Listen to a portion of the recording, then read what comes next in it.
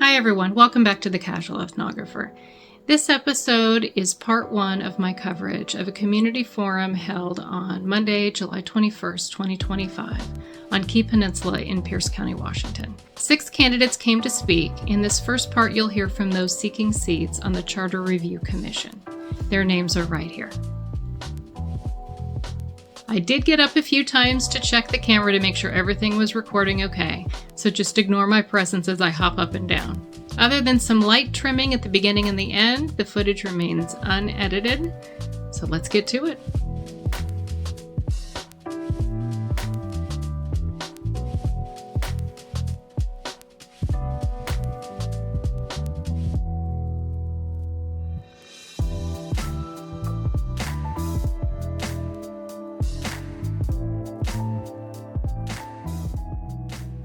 But we got a full slate tonight, and we're going to start out, like I say, with the charter folks. Do we have a volunteer who wants to go first? I'll go. Okay, Yeah. Brenda Lykins, everybody. Give her a warm welcome. All right. Brenda Lykins. Okay, watch my time because I tend to talk. Don't worry about it. Let me know. And I have We're not that some kind of notes to group. refer. Hi, my name's Brenda Lykins, and I am a candidate for Charter Review position number 2. Some of you may know me. I used to live in Gig Harbor. I lived in Gig Harbor for about 10 years. I'm a over 45-year resident of Pierce County. I grew up in the Steilacoom area, and then we lived in Lakewood. My father was an Air Force veteran, and my mom was a working mom, and I'm the youngest of 6 kids, so as they say, I found my voice early, I didn't. They forgot about me. But I went off to school, went to the University of Washington Nursing School, did undergraduate, and then did a graduate degree in nursing, and have been a nurse practitioner in critical care pediatrics or neonatology for about over 35 years. Matter of fact, I taught many a resuscitation class in fire departments just like this. We returned to Pierce County. I raised my family here. And about 10 years ago, I moved to Gig Harbor with my family after my kids were grown. And earlier this year, we relocated to Tacoma. While I was in Gig Harbor, I was on the city council. I was elected in 2021 to Gig Harbor City Council. I served from 2022 until earlier this year, 2025. I moved away. We were looking for a multi-generational home where we needed to care for a disabled relative, and so we relocated and found something that was in the Proctor area of Tacoma. So I still live in the 7th district and have for over 10 years. Let's see, I am a lifelong Democrat. I believe in improving people's lives. I have progressive values, but I'm also very pragmatic. I know how to get people together to get things done. I think it's important to find common ground and really work together. I think people are tired of the political polarization, and I take that to heart. I had very close relationships with some of the most conservative members on the Gig Harbor City Council. When I was on City Council, I was elected Mayor Pro Tem in 2023 and was elected unanimously in 2024 by my colleagues to serve as Mayor Pro Tem. And I actually served as mayor of Gig Harbor when the mayor, Tracy Markley, had to resign last year. So I was the fill-in mayor for Gig Harbor for about 2 months. And it was a job I would not want. So, I'm an introvert at heart, so ribbon cuttings are not my jam necessarily. So, let's see. I also served on the Pierce County Regional Council, and I served with people from around Pierce County, and so we really got to dive into the Growth Management Act, policy, and what I realized is I love policy. I love policy and spending time really trying to make a difference, making people who are doing the work to make it easy for them, accessible, to make it transparent so the public can see, and to make it where somebody can get involved, where they can really work together with the team. Anybody can make a difference. So I decided this year that I was going to run for charter review. I thought, what a great opportunity. You know, it takes $15 and living in the county 5 years, so any of you could do it as well. You work for no salary and you meet for 6 months. So it's a weekly, it's once every 10 years. It's an opportunity to shape the policy, you know, not the code per se, but the Pierce County Charter is the constitution for Pierce County. There are counties throughout the state. Not all are charter counties, but Pierce County, along with King County, and some others. So what kind of things does the charter cover? Does anybody here, have they read the charter, know about the charter? You seem like, yeah, you served on the charter. So, and looking at it, what it does is defines legislative, executive, judicial branches and what their powers are, and then what are the checks and balances to those powers, and how can you make a difference? So part of it is once every 10 years, we review the charter. So a group of 3 people from each of the 7 congressional districts for Pierce County, so it's 21 people, get together and say what needs to be changed, what needs to be improved. And people say to me, well, what would you change? What needs to be changed? Well, I will tell you, I always come into every discussion with an open mind. I want to see all sides to a story. You know, I want to hear from the experts because I'm not a civil engineer, I'm not a judge, I'm not the people doing the work on the ground. Are there improvements that would make their jobs and lives easier? And also, I think it's important to know that these meetings are going to happen throughout. So people on the Key Pen, you know, should have their opportunity to have their voices be heard. I know sometimes I drove out here for many, many, many years. We used to keep a horse in Vaughan. And so I drove a horse trailer over the Purdy Bridge for many, many years. And I would not recommend it unless it's 6 a.m. and it's clear. So, but we did get to see whales every so often after horse riding. So yes, there are benefits to living out here for sure. But, you know, I want to let the people of the Key Pen know we're here to listen to you and we're here to take your input because citizen input is important. Charter review changes can be done in this every 10-year review by recommendation. So the council, the Charter Review Commission, forgive me, does the recommendations, but then that goes to the voters. That goes to all of us. So the final say goes to the voters. So interestingly, Charter Review Commission, we are elected, but we don't truly have that governmental power to change these laws. It goes back to the people. So it's a representative type of thing. So I would be thrilled to be on the commission. I'm endorsed by Council Member Robin Benson, Executive Mello, the 26th Legislative Democrat, and the 27th Legislative Democrats.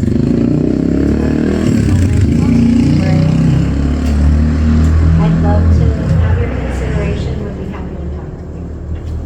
Thank you, Brenda. Yeah. We'll have a chance for questions from all of the candidates. Before we hear the next candidate speak, let's talk about what is a charter county. Pierce County operates under a charter form of governance, essentially a local constitution.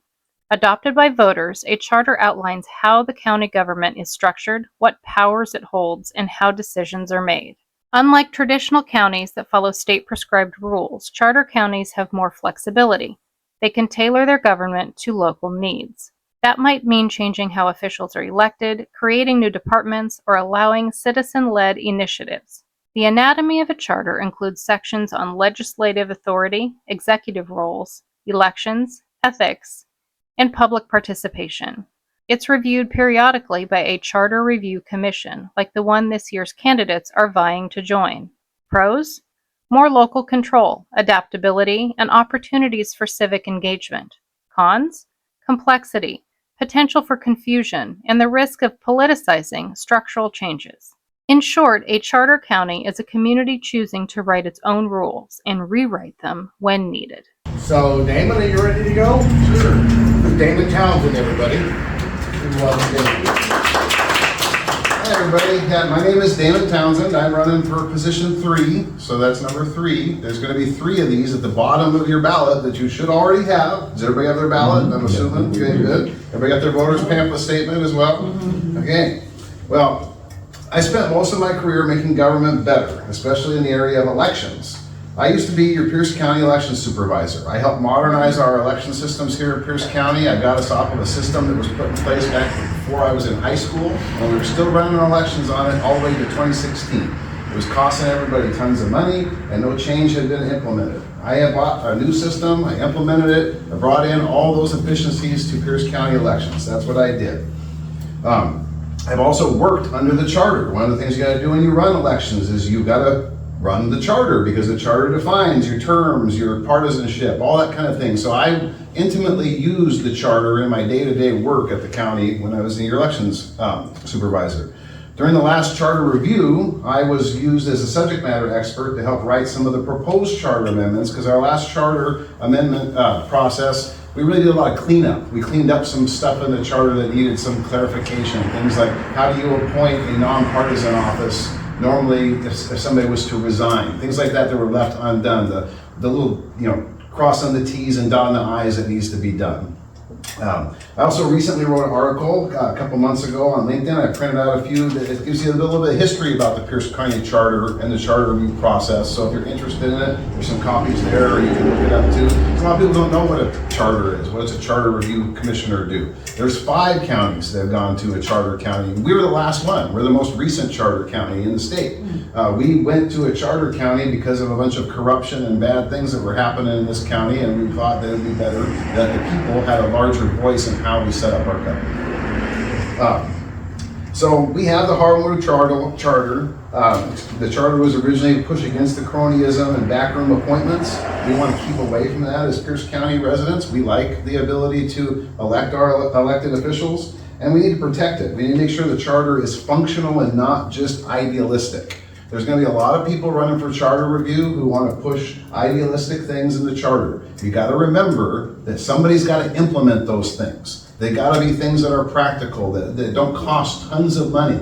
A lot of you might remember we implemented ranked choice voting through a charter amendment a long time ago. Okay? Whether you like it or don't like ranked choice voting, part of the problem was when it was passed, it was new technology that didn't work very well, cost a lot of money to the county, a ton of money. I still was paying bills for the charter for the elections office when I was the election supervisor because of the cost that was there. And it set us back a lot. So I'm running to be on the charter to be a voice of reason. As we hear the ideas of the other charter commissioners, I want to be the person who can say, how are we going to do that administratively? Is it really feasible? Sure, that's a great idea, but is it just going to cost everybody tons of money and not really do anything? That's part of the reason why I want to run for charter review. For most of my life, I've been in lots of different political parties. In my 20s, I was a member of the Democrat Party. I was elected as a PCO, and I served happily as a PCO. In my 30s, I became a member of the Republican Party, where I served as a PCO and a delegate. And then in my 40s, where I'm at now, I've been an independent, because I'm not really happy with the direction of both major parties have gone. I ran for your Pierce County Auditor a couple years ago. Maybe you saw my name on the ballot. I took 3rd place because I didn't want to choose a party. So when I went through the nomination process, I tried to apply for both the Republicans and for the Democrats because it's a nonpartisan position. One party allowed me to go through their process, the other party didn't. Neither of them endorsed me, but that's fine. At least I spoke to them, because I feel that as an elections administrator and as a charter review commissioner, they're nonpartisan for a reason, because you're here to make the rules for everybody. And so I want to kind of keep that politics out of it.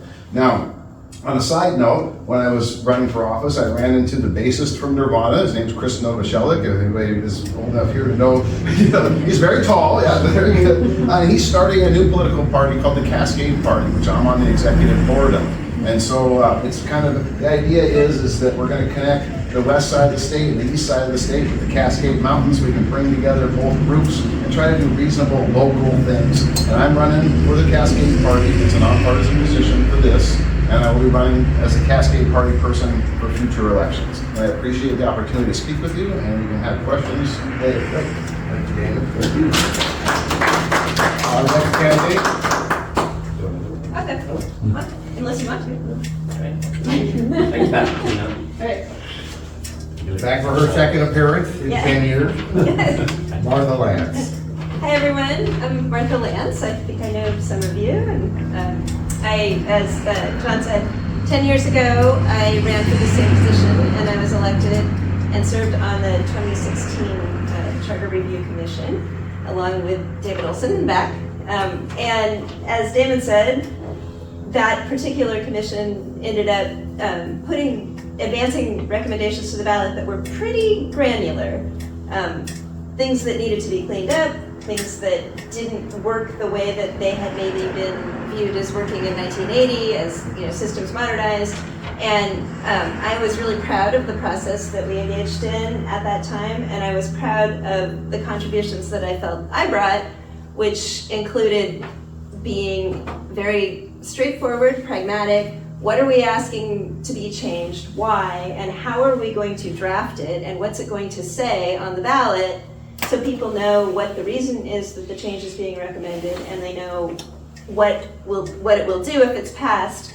And then, to Damon's point, that it can actually be implemented, because there's I've seen a lot of people who have big ideas and want to put a lot of big change, sweeping change, big policy positions.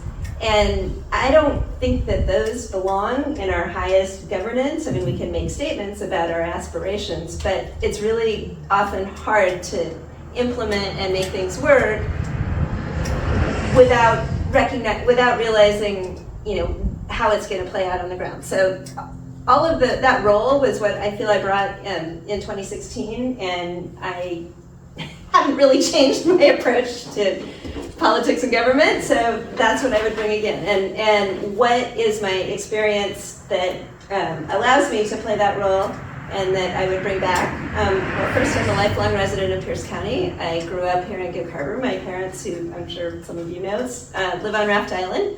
Fun fact, my father was one of the original freeholders who ran for elected freeholder position in 1980 that ended up drafting our county charter that was adopted in 1980 that we're still working from now.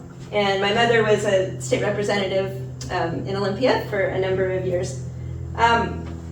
I grew up in Gig Harbor, like I said, went to Gig Harbor High School, moved away to go to undergraduate school in California, then I went to law school in Boston, and I moved back to Pierce County in 1991 to Tacoma, where I've lived ever since. I currently live in Tacoma. The other experience that I have, in addition to having been elected to this position 10 years ago, as I said, I served as vice chair of that commission, so I had a leadership role. And as I was saying, I worked to implement a systematic process, which is what I would bring back. I'm ready to hit the ground running and really be, I believe, an asset to the group. So we don't spend our initial time spinning our wheels and trying to figure out what we're going to do. We can jump in with a vision that I can help implement to start doing. And in my job as a deputy city attorney for the city of Tacoma, I have served not once but twice as the staff person to the city's charter review committee. And that's where I met Justin, who you're going to hear from next. He served as a committee member. That's a little bit different in that committee is not elected. They're appointed by the council members, and their recommendations are then given back to the city council, and the city council makes the decision to put it on the ballot or not. So a little more removed from the type of voice of the people that I think this commissioner position can really bring, as both Brenda and Damon have spoken to. I have 30 years of that type of public sector legal experience, and as such I have a clear understanding of various forms of government. I strangely know a lot about charters and charter reviews, and I also have experience with some of the things that make the systems that makes government run. I know about, I work a lot in public contracting and procurement. I know how to write laws and regulations, and I know how to write legislation in a way that says only what it needs to and is clear and it doesn't have unintended consequences, hopefully. I know how to research what has worked in other jurisdictions and what might be challenging for other jurisdictions. I'm a good listener, and I try to be a respectful communicator. I really believe in hearing from all points of view, even if it's something that I don't necessarily agree with. I think good ideas can come from from all corners, and it's important that we be open and listen and advance things that have support. And again, as has been said by both folks who have spoken already, it is ultimately the people who will make the decisions as to whether and if and how we change our charter at all in the next election in 2026. And finally, I do believe in the power of government for good. I mean, it is a little challenging sometimes, particularly in current times, and I'm very sympathetic to the notion that neither extreme is doing a good job of speaking to us, and I think that's a challenge. But I don't want to give up on the fundamental notion that government really is and should be a force for good. I mean, the whole point is to advance the will of the people and to provide the framework for a system that will carry us and that will support us in our endeavors as a community. And that is what I would really like to bring. I don't have predetermined outcomes. I don't have a laundry list of things that I want to change in my charter, but that said, as I've been going around and meeting people, I know there's some topics that are on people's minds. One that's getting a lot of discussion is how we elect or appoint our county sheriff. The original charter in 1980 appointed the sheriff. In 2006, a vote of the people following a charter review commission changed it to an election. And now, I have heard people speaking really in community that they would like to think about revisiting that and really studying which system gives us the type of accountability and responsiveness that we want from our law enforcement personnel. So that's certainly one. Other things, again, they're not shiny or sexy, but they're the nuts and bolts that make the government work. And are those things really still appropriate for our modern age, for the way that we do our business and the types of transactions that the county needs to engage in? Looking at just, basic things like our contracting and procurement systems. And I think it's important to hear from staff, from people who are actually doing that work, and saying, if they say, hey, there's this sentence that says we have to do it this way, and that conflicts with maybe state law, that conflicts with really how we do business in this modern age. Hearing about those kinds of things that aren't super exciting, but I think are really important. I think another thing that I've heard folks talk about is the way that Pierce County has grown. The number of residents that we have is the 7 council districts. Is that still enough? Is that proportional? I mean, they are proportional because they're divided to be roughly the same population, but is that the right number? I mean, should we have more and more representation on the council? And I'm not saying yes, I'm not saying no, but I know that that's something that people have spoken about. And I know that there's going to be other issues that will require or demand attention. And like everyone has said so far, I would love to hear from people. I think that the job of the commissioner really is to listen and to bring those ideas forward. And if they have support from a majority of the council, that we make a recommendation to move them forward, that those thoughts and ideas and recommendations are put forward in the most responsible and the clearest manner that we can do. So that's the reason that I'm running, and I'm really glad to be here tonight. Happy to answer any questions now or later. So Thank you, Martha. thank you. One candidate left, and we'll open up for questions. Ladies and gentlemen, this is Justin Leighton. Hi, good evening. Thank you for being here.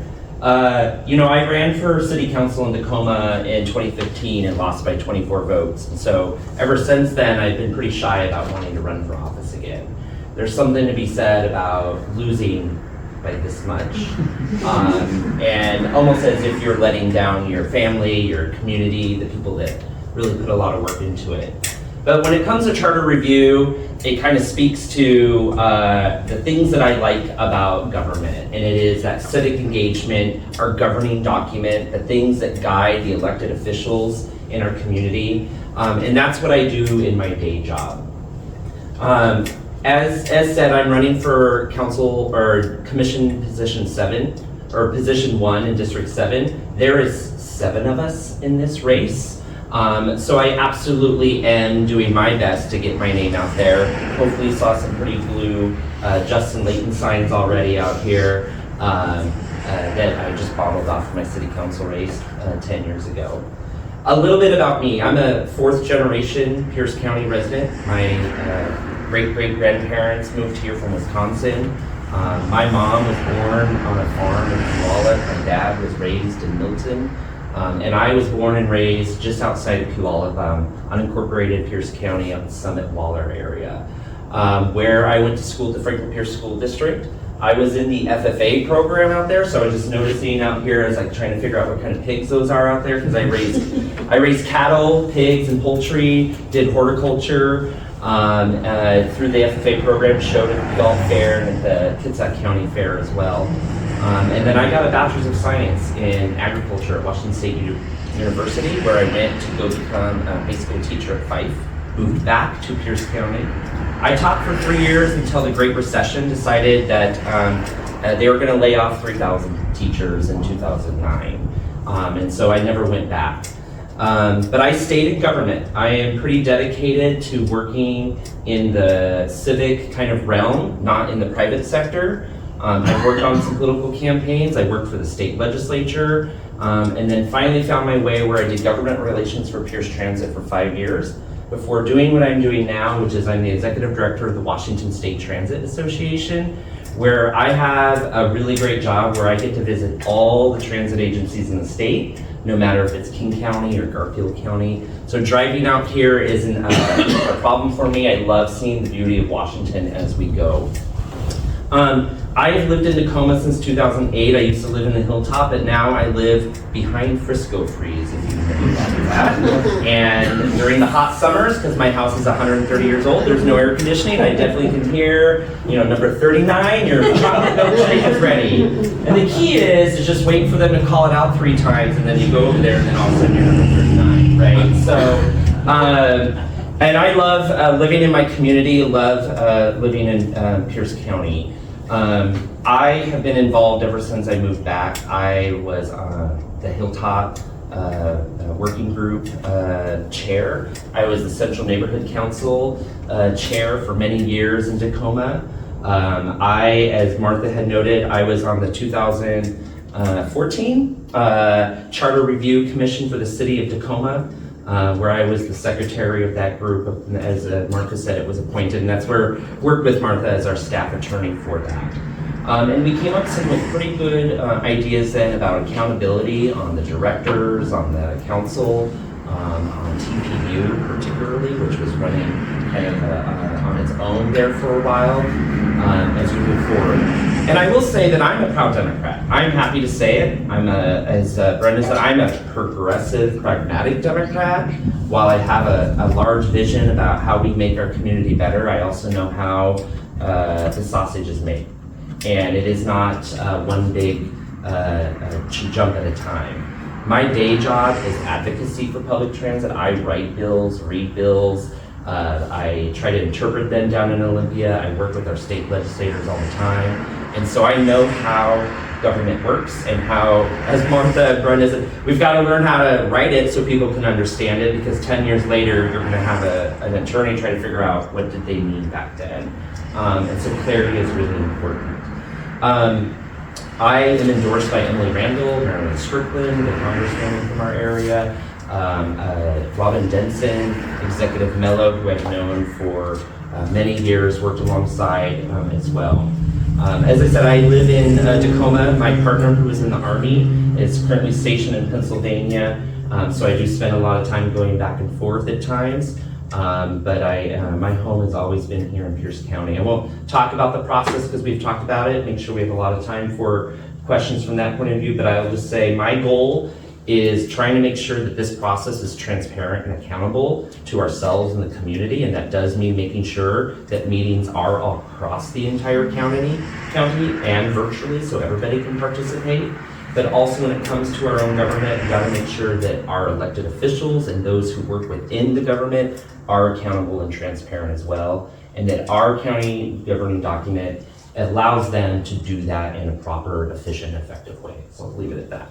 Thank you. You want to go ahead and stay up here with the come on up here. Put us in order. 1, 2, 3. Anybody have their ballots yet in the mail? Hopefully, they should have all came. Oh, I got mine, that's right. There was an We've issue done with the 2 or post 3. office. There was a post office issue, and I think some people's ballots were supposed to either come today or tomorrow. Okay. I got mine. Yeah. So that, the last day to get those in is August 5th. And that's also the same night, primary night, is National Night Out. I know, I saw that. Always have a time. 3 locations this year for National Night Out. Palmer Lake, that's Dolores Starr's house.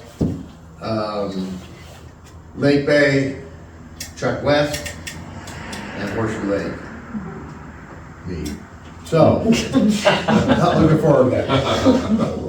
We're gonna start with George, and then you're next, David. Go ahead, George. Well, thanks to the Seattle Times, I have a suggestion, and that is that I read the state auditor's critique of the 911, use of the 911 money. I read the county's response to it. I think there should be a provision in the charter that when there is a tax for a specific purpose and the income exceeds the need for that purpose, it should either be reduced or eliminated and not used for something that the tax is not levied for. Like they've been doing in Pierce County. That's a good suggestion. That's actually the state constitution for the state of Oregon. If they collect excess tax funds and they don't spend it for that budget, it has to be returned to the taxpayers in their constitution. There's several $1 million in Pierce County Yeah. that they've misused. If I may, because we're a sales tax based city, right, which is how it is. It's always going to be, some of us may want income tax. I'm in the camp that it's just never really going to happen. As somebody that was laid off during the Great Recession and worked for a sales tax based agency, Pierce Transit, sales tax does this, right? So when the economy is really bad, people don't buy jeans and they don't buy things. What I would offer, if not that we need to make sure that our elected officials who serve on the 911 board, which is a federated board, it's multiple jurisdictions that will feed into that, are siloing the money that is not being used. So the time when it comes that they aren't getting their proper revenue in, they have enough float to go through it as a reserve. Well, I'm zeroing in only on the Yeah. misuse of the money. Right. You know, when you spend $4.5 million for something that's totally unrelated to 911, Absolutely. there should be some way to stop that. Brenda, Martha, you wanna weigh in on this? Well, I was just gonna say it was interesting what Damon said about Oregon, and that Oregon is a income tax-based state. So when they over-collect, it's easy to refund back when people file their annual taxes. Whereas when you're paying it as a portion of a sales tax, that's a little bit more difficult to calculate. So how much sales tax did you pay? So how do you proportionally return it to people? What's fair? Do people that spend more get more? You know, it brings out some complexities. I completely agree with what you're saying at heart. So 911 is a separate tax. Yep. Right, It's but not it part is, of the sales tax. It is a sales. It It's a is- It's 911. not part of the state sales tax or the county sales But tax. it's right, it's but collected they're all that way. collected Yes. jointly. They're all collected as a pot. It does go into a special, what you call enterprise fund for that purpose. So, yeah. Yeah, I guess what I would say to that, I read that article too, although I guess this is an indicia of attention deficit economy that we live in. I was reading it on my phone and I got distracted, so I didn't finish it, but I'll go back. I think for that, the key or a key is transparency. I mean, from what I understand, there was, at least it's being, purported that it was a good faith debate about an interpretation of the taxing authority itself, and what they said they were using it for fell within that. At least that was an argument. I mean, but I think that transparency, integrity, and openness is really important there. People should know what these commissions are doing. Things like 911, and they're made up of elected officials from the various jurisdictions, and we should know what they're doing, and they should have as much openness and as much publicity as anything else. And I think those things tend to get sort of run in a technocratic fashion. And I'm not sure that a charter amendment would do anything about that, but it does go back to my belief in the integrity and the openness and the transparency. If we can keep that trust level going, then maybe people would have been at those meetings and said, hey, wait a minute, that doesn't seem like a valid interpretation of this tax, or let's study it more, let's think about it more, who's doing what, and but good point to bring up, and thank you for sharing that. I'm definitely going to look into it more. Can you guys just hold up how many fingers, what position you're running for? 1, 2, 3. Yeah. So he and I are running against you. There we go. Go ahead, David. Yeah, well, first, thank you for running. I've known Justin for a long time. I've watched your debate at the Allen AME Methodist Church in that very close race. So I just feel the top business association and that sort of stuff. So having worked with Martha, it is a nonpartisan position, and 3 of the 4 of you mentioned your political party. 1 of you did not, and the one that did not is Martha, and that's because the experience is that I ran for county council in 2018 as a conservative. Everyone knows I'm a conservative. I consider myself a moderate conservative, and there were people that came to the county charter commission 10 years ago with an agenda, okay? And that definitely made our meetings a little bit more challenging, certainly longer, but at the end of the day, after 6 months, we ended up putting 3 or 4 things towards the ballot, of which 1 passed. But that was a very contentious issue. But during that time, Martha brought up the appointment of the sheriff. But 10 years ago, we also had the Pierce County prosecutor, Mark Lindquist, Julie Anderson, our auditor, Mike Lonergan, our assessor treasurer, and at the time, Paul Pastor. All 4 came and spoke to us about not allowing those executives to be appointed by the county executive, that would be a vote of the people. I certainly know there's some issues going on right now with Sheriff Swain, but it's not just the sheriff that gets appointed, it's all the executives that get elected, not just the one. So I'm just wondering, how do each of, this is my question, do you support or not support, please at this time, your executives being appointed or elected? Just each one. Just Yeah, I just wanted to respond because I think it's a really important topic, and I have discussed it with some people, and yes, I did share that I'm a Democrat, but I am very pragmatic. I have some progressive values, but I also have some values such as fiscal conservatism that has served me well. I pay taxes too, so I'd like them back. But as far as the sheriff, I think there's been a lot of discussion about it, and I've had long discussions with people. I don't think we should consider appointing versus electing a sheriff based on our opinion of the current sheriff. I think that's totally inappropriate. I think that we need to look at all sides of an issue, and we need to look at, has going to an elected sheriff made it more accessible, accountable, those type things, seeing all sides, taking, testimony from the experts, like the sheriff, like the county executive. I went to church with Paul Pastor. I taught his kids. I know him well. He's a great sheriff. Maybe we feel differently about the sheriff now because of some more, provocative things that are out there in the media, whether they're true or not. But you have to keep an open mind to seeing all sides. And I will say personally, one of the things I'm known for is seeing all sides. When I left the Gig Harbor City Council, our city administrator, Katrina Knudsen, is on record saying, I'm a person who always saw the data and never had an agenda when I walked in. And I stated that to this day. I think to answer your question, I don't have an opinion either way. I am very pragmatic, and I probably upset members of my own party, of the very left side of the Democratic Party, who are calling for the appointment of the sheriff. I don't think that we do any good telling folks which way it should be now. I think as we go through a process, as I learned through the City of Tacoma's charter review, back then I was leaning towards a strong mayor. but I really enjoyed the process of understanding what a strong mayor versus a council manager approach was, and learning how other cities do it, and understanding the give and take for that. And for us, that's how I look at it. What I affectionately point out to my very liberal friends is it wasn't very long ago that there was a Republican executive and a Republican county council, right? So if that is the fix, because that's what their silo is we have all the Democrats in line now. That isn't always going to be the case.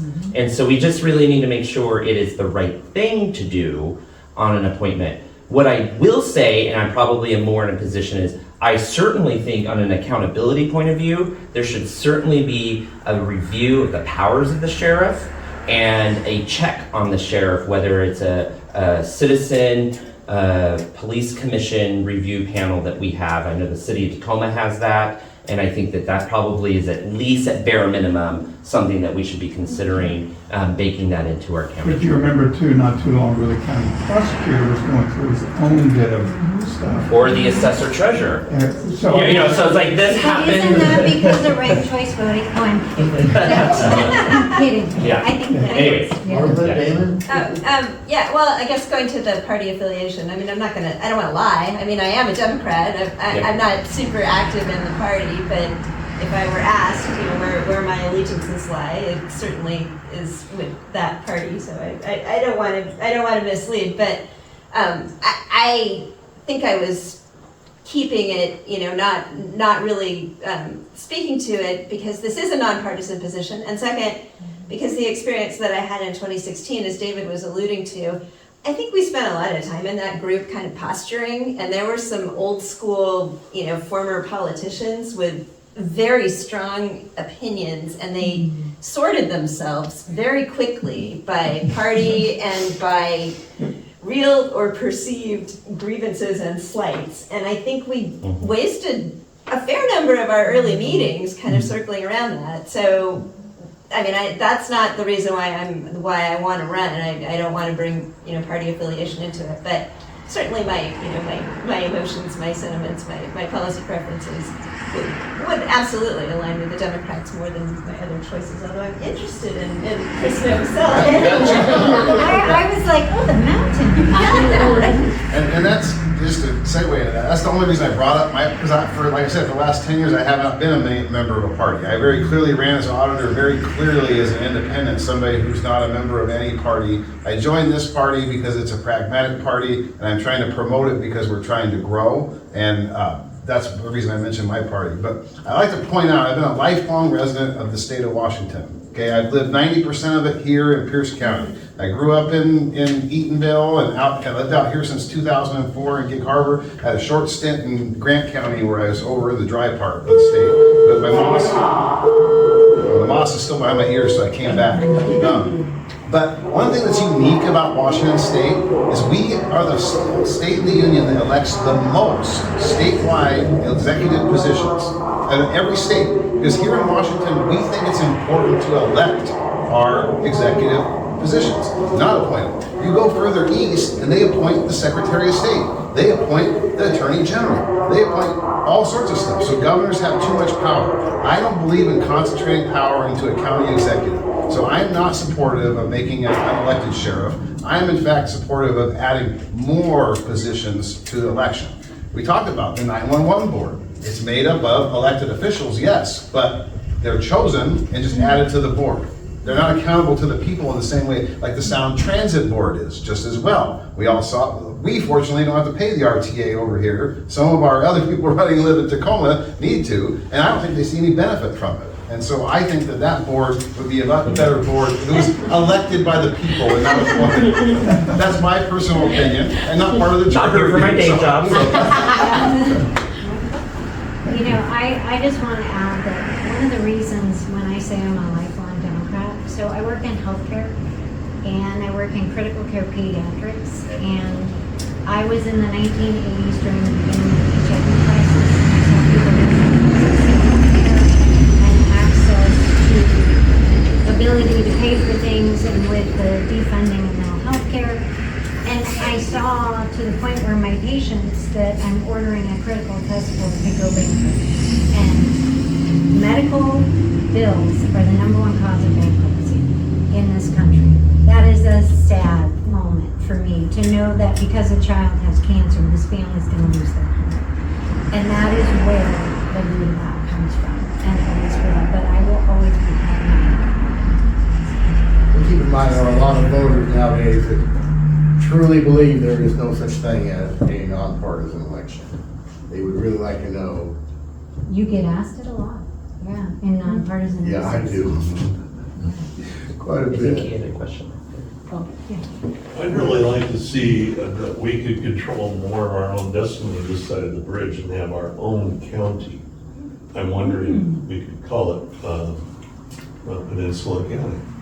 And we have all the infrastructure in place, so I'm wondering, maybe a yes or no or a brief comment about, would you support or not support? There have been a number of counties that have split off, it's been some years, but there's plenty of precedent for it in the state, and we'd be the 40th county. Would you support or not support our area over here becoming? I mean, I would say that is, I don't live over here, and that would be a choice in my mind of the people here. I'm not quite sure if that is a charter issue. Same with I also just want to say, I don't think the 911 thing is a charter issue because it is it's a state RCW. Well, could it be an amendment that would come from the Charter Review Commission that would propose that the people could vote in the KP, Anderson Island, and the Gig Harbor Peninsula to the Kitsap border, could vote to form their own county? I'm not sure that. Would you support that as a commissioner? Sorry, the lawyer in me was going, I think that is, the county, setting up the counties comes from the state, the political subdivisions. But to your point about, what I think you're getting at is the representation and the community of this, we'd be better across the bridge might not align, and what I do But would you be think. supportive of letting the people vote? Pond de Ray split off from Spokane, I think, 1911. Sure, I mean. Would you support the people being able to vote for that? I don't know that I can answer, I mean, yes, if it was properly teed up and, people wanted to vote on that, I mean, I obviously wouldn't be able to vote on it because I would live in the other, across the bridge, so. I mean, I think that goes to one of the issues that I did touch on that I think is a conversation in the charter, which is how many council districts do we have? And, a different way to get at that representation question is to, Well, we're a net funder and we don't get the benefit of benefits over here. And we can speak right to the sheriff issue. I mean, there's 18 sheriffs, there's only at any given time 2 on duty. And we are really shortchanged like an ugly stepsister. And so right there, that's number one. So I just wanted, as a commissioner, would you vote to approve an amendment that would allow we, the people, to vote to form our own county? Yes or no? Yes or no? It would depend on the cost benefit. I would want to see. Oh, it doesn't depend on, no. Would you, But okay. I'll just say this, if we have You're not gonna answer the question. if we have the power in the charter to do that, which I am unclear, to go back and reread the charter and maybe a few RCWs and state law of how that works. But let's just, for a journey in philosophy here, right, that we have that power to do it, and we heard from the people during that process that that is what they wanted, then yeah. But if we had open houses and community forums where we didn't hear that, then I don't think that is the job of us to do that. Fair enough. But in your kind of theory of it, if we had that power, and then we heard as that as a backup in the community, like we went around and heard that, That's good. then yeah. But again, I have no dog in that fight, so. John. Brenda and Damon. if theoretically that were our power, which I think is state law, but theoretically, what we hear from the people is going to be what we're going to put forward. We are representative of the population we serve, so yes. David? Yeah, I was just gonna say to his point. sorry. Sorry, Dan. Sorry. Well, I know a little bit about this. So the power to form counties is a state constitution thing, so the charter wouldn't have any purview over that. As Martha mentioned, is what the problem is the issue of representation. Do the people feel like they're represented? Because we had the same 7 county council districts. They moved based on the demographics, but are the needs of the peninsula the same as the needs of the peninsula plus a portion of Tacoma? Maybe not. Maybe we should add some more commissioners. That is in the power of the charter. As to forming a county, we are unique. The further west you go, the less counties you have. If you go to Iowa, there's 101 counties. If you go to Indiana, there's 123 counties. You go to Texas, there's 900 counties. There's a county with like 12 people in it, I think, right? So we don't want to get to that kind of point, but the idea that a county as big as Pierce County, which is bigger than the state of Rhode Island, only has 7 representatives, doesn't maybe jive with me so much. So does it mean that we form our own county? But as the charter, would we be supportive of a proposal to add a few more county council districts? Our neighbors up north in King County have a lot more than 7, don't they? So maybe that's something to consider. Yeah, I don't know that we have the water or septic infrastructure here to build a county building. Am I right, Stan? Anyway. Any more questions for these? Hey, I just wanted to sort of, because Damon really sort of cleared that up a little bit. Well, the charter, to his point, it has to go around to all the county council districts in the 6 months, so members can come, so they don't have to drive all the way over. We at one point had like 85 amendments on the list that we had to go through and whittle down. And to Justin's point, the former committee 10 years ago brought in experts to talk to them about each of those to see which ones made sense and which ones didn't. And over time, the committee, the 21 commissioners whittled them down to the final 3 or 4. But I mean, members of the community, like you said, could come to the county commission, say, hey, I'd like to consider this. And they can hear from the community and get all these ideas. And then they can toss them in to Mary, right? Brenda, I'm sorry, Brenda. That's okay. Brenda Lykins, I'm sorry. The board, the commission can put some things on the ballot, but the ones that they don't feel they have enough onus to do that, they can send it to the county council as a point of consideration, so the council can take those up at a later date. So, but And there is 2 other ways for the charter to change. There is a supermajority of the county council can change the charter, to my understanding when I read it, as well as a petition signature gathering. So that can be done at any time, and I want to say it's the certain percentage of the last election, you have to get so many signatures. So I would say don't give up and bring your voice. There you go. So, yeah, you're persistent, which is good. Shorter questions, shorter answers. So we can get more people, right? Yeah. Oh, I'm sorry. No, you're fine. No, you're fine. I haven't read my pamphlet yet, so I apologize for that. But how many other people are running in this There's race? much. There is, I am one of 7. Out of all 21, Oh my gosh. so out of all 7 districts, I'm the one with the most opponents. So you got a lot of light reading tonight. If you put it in perspective, the 7th county council district had the most people running for charter review. You go to the 4th and the 5th, there's people running unopposed. So we have a competitive race on this side. Read that statement. You know, if you have any questions, everybody's got their phone number or email on there, and I'm sure anybody will respond to those. Because that's the most important thing, is just being an informed voter. Read that pamphlet and then stretch it out a little bit more. But this is the one that has the most. There's a lot of people who aren't have charter review on their ballot, because unless there's more than 2, they don't run it. I think the only candidate that you might recognize the name of that's not here would be Jesse Dunn. And he's running for number 3 He's in number 3 as well, yeah. And what other Jesse person? Dunn, Yeah. and he's 2. So Anybody there's- else in that race? Or is No, that there's a 4th person. Yeah. It's crowded. this Well, year. and I have 3, so I'm Yeah. the smallest one.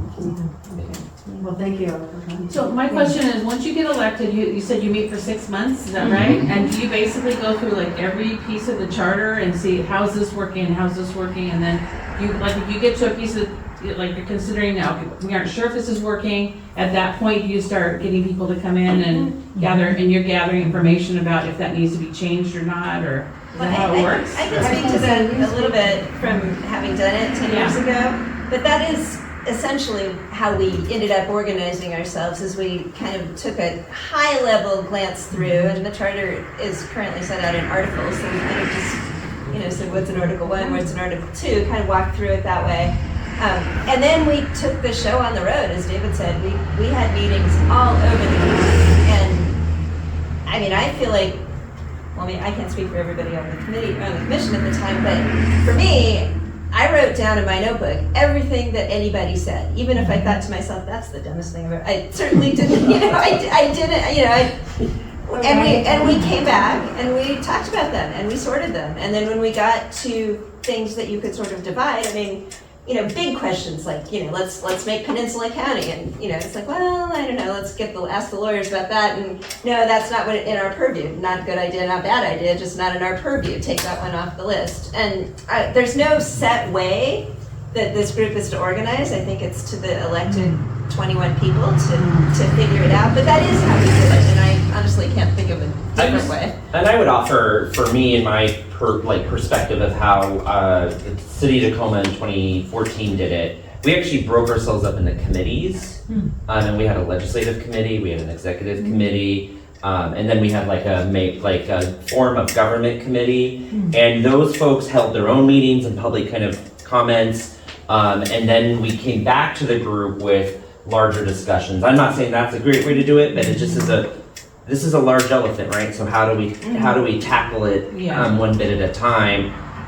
I'm a big fan of saying death by committee, right? So having 21 people all in it all the time may work, may not work, right? I think it's up to the committee to decide how we form ourselves and conduct business. Now, are they public, the meetings? Oh, yeah. They're all the meetings are public. Yeah. And That's what you meant when you said you met all over, so conversations. different people could see. Yeah. Okay. So And even if you form a committee, Yep. those are subject to open public Yep. meeting and public disclosure laws. Okay. So yeah, wide And open. emails, everything, all. emails, texts, everything, Okay. you learn that. Which some people who are new to government were sort of shocked to hear that 10 years ago. And hopefully, in my point of view, even if we have a meeting out here, hopefully the tech folks at the county can bring the Zoom, right? And all of our meetings are Zoom. I was on the redistricting committee. This is why I don't shy away from saying my party affiliation. You can Google me; it's going to say I'm a Democrat. I served as the Democrat person of 4 people on the redistricting committee, right? So we made sure every meeting we had was a virtual meeting at the very least. So that is also an opportunity. We met at Peninsula High School when we did Oh, okay. years ago. Oh. We didn't have Zoom meetings 10 years ago. Yeah, we've gone a long ways in the last 10 years about technology, It's and the one good thing out of the pandemic. Yes. Well, let's hear it for these folks. Do you have Can we get one more? Yeah. All of you folks are here. I've heard that the peninsula itself has between 15 and 20,000 people in the population. We pay a lot of taxes. There are $1 million homes, multi-million-dollar ranches out here. We're very underrepresented in Pierce County. And I think that's what this gentleman's frustration was alluding to. Sure, Yeah. understandable, definitely. I gotta tell you, I don't think we've ever had such great representation as we have right now in Robin Denson. Not just me personally, Yeah, I love her. Yeah. but I mean, just last week, I'm kind of fumble fingers with the phone. I accidentally hit her number. Hung up real quick. She's in Japan. Call me right back. It didn't matter. She called me right back in Japan. So She I'm is telling in you, Japan, she's yeah. on the job. Yeah. But thank these people. The sounds like a family show. Lots of reading here, huh? Community forums like this one aren't just about policy. They're cultural rituals. They reaffirm who we are, what we value, and how we negotiate power. Whether you speak, listen, or simply show up, you're participating in a shared performance of democracy, and that matters. Thank you for spending time with me today. If you found this episode informative or interesting or entertaining, please do all the YouTubey things like, share, comment, subscribe, click on the little bell, all of those things. Tomorrow, in part 2, we will hear from the second set of candidates, and we will talk a little bit about the culture of local politics. As always, thank you for being here. I appreciate your presence. I'll see you next time.